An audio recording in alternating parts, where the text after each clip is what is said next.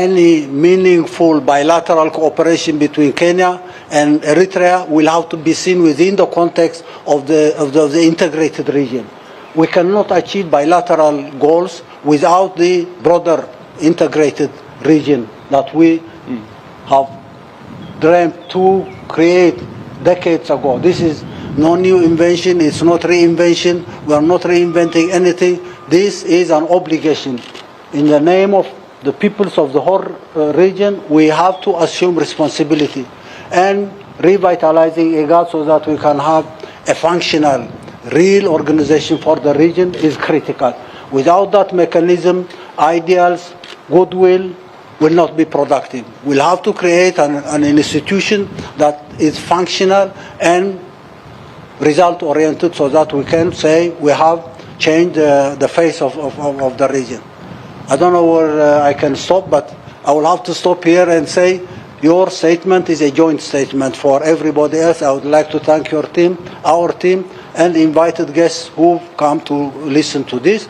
We would like to prove to you, to everybody else in the region, that this time is completely different. We're working together, we'll achieve our goals, we'll create the necessary mechanisms for implementing goals, we'll have to mobilize resources so that we can be enabled to do what we need to do as an obligation for the peoples of the whole region. Once again, Mr. President, keep it up. Continue in Kenya and outside Kenya. Kenya is my second home, or my first home, your second home is Eritrea, and everywhere else in the country. All the best of wishes for the people of the region, and good luck to Kenya and the people here in this country. Thank you once again. Thank you very much. Your Excellencies, we have members of the local and international media. We are going to take about 3 questions. 3 questions, and kindly, when you ask your question, direct it to either of the Excellencies or both if you want, and say the media house you represent. Thank you.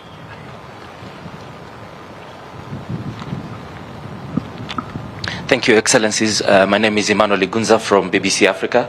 My question is to both of you, Excellencies, regarding particularly Ethiopia. Both of the countries are heavily invested in the peace and security in Ethiopia and also in the region. And part of the agreement that the country had made was for the withdrawal of Eritrean troops in Ethiopia, in Tigray region. Have you discussed this, and how do you think about this in terms of taking forward the peace process?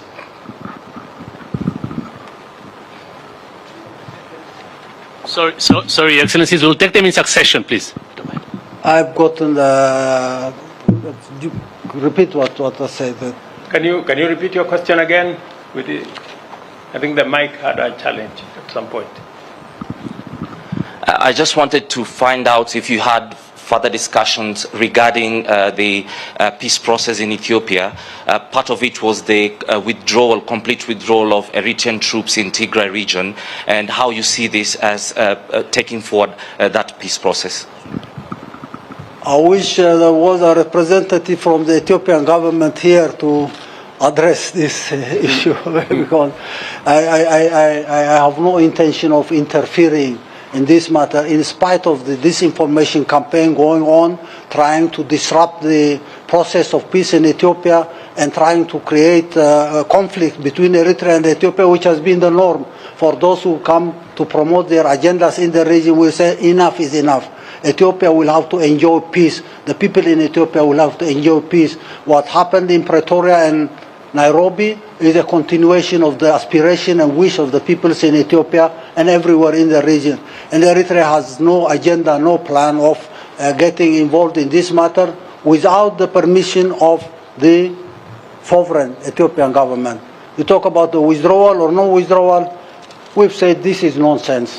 Don't provoke us to come to a misunderstanding on why are you bothered about Eritrean troops who are there or not there, come out and not come out.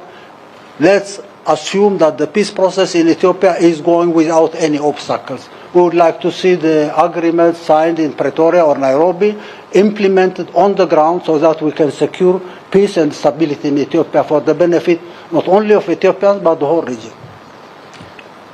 I think, as the President has told you, that is a matter that is clearly and squarely going on the ground. I think we've made huge progress, tremendous progress in implementing the peace agreement that was signed both in Pretoria and Nairobi, and all governments, including Kenya, which is a stakeholder in some way, all governments are satisfied with the implementation process of what is going on in Tigray. And therefore, I think it is a major milestone in the region providing a solution for challenges facing our region. The original agreement between Eritrea and Ethiopia was groundbreaking. This is something that was outstanding for many years. The fact that that was concluded peacefully in a progressive manner, and the fact that we are also making huge progress in ensuring that Tigray is safe and secure in accordance with the agreement that was signed is also testimony that the region is taking full charge of issues that affect our region. One thing probably I may add and say, if you don't want this Pretoria and Nairobi agreement to be implemented, don't make a pretext of Eritrean presence or non-presence. This has nothing to do with the implementation of this arrangement, and don't look for excuse, don't look for pretext. That's not available now. Full stop. Thank you very much. Thank you. Two more questions? Thank you so much, Your Excellencies. I have a question for Isaias Afwerki, His Excellency Isaias Afwerki. Still on Eritrea and Ethiopia. Louder, we can't hear you. Okay, cool. My name is Rael Umbor. I'm with the Washington Post here in Nairobi. So what is Eritrea's response to We cannot hear you. Can you raise your voice? Like this? Okay, Yeah. cool. So what is Eritrea's response to repeated overwhelming documentation of war crimes by Eritrean troops in Tigray? And why did it deny its presence there for 5 months after the troops entered? My second question is, how many Eritrean troops have been killed in Tigray? And my third question to you is, do you have a plan for transition of power or elections in your country? Thank you. One question at a time. I will answer the first question.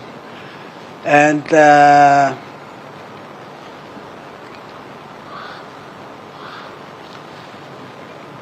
don't take Eritrea as a pretext for problems in Ethiopia or elsewhere in the whole region. First and foremost, I would like to repeat this again and again and say, why is it an excuse for anyone, Washington Post or anybody else, as far as Ethiopia is concerned? This agreement is signed, it will take time to be implemented on the ground, and it's up to the government of Ethiopia to decide on the mechanisms and processes of implementing this arrangement. Don't try to drag us into a situation. But again, this question will have to go to a factory.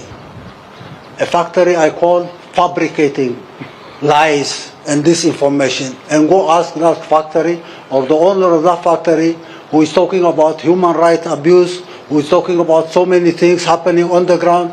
It's a fantasy of those who want to derail any peace process achieving its goal.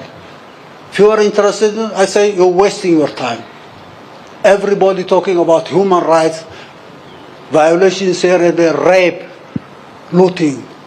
This is a fantasy in the minds of those who are owning this factory I call a factory of fabricating misinformation. Okay. I've got it. Hi, thank you. Kara Anna with the Associated Press. I would like to follow up on a couple of my colleagues' questions. How many Eritreans were killed in the conflict in Tigray? And also, what kind of succession plan do you have? Are you indeed president for life? And if so, what happens afterwards? Thank you. Same question. It's intoxicating you. These lies and fabrications are keeping your mindset in the wrong direction. I say correct that so that you can ask the right question at the right time. Thank you, Your Excellencies. I would now like to invite you for a tree-planting exercise. For the rest of the delegation, you'll be guided by the protocol for the luncheon, and the journalists will be guided where you'll take the pictures. Thank you. Thank you very much.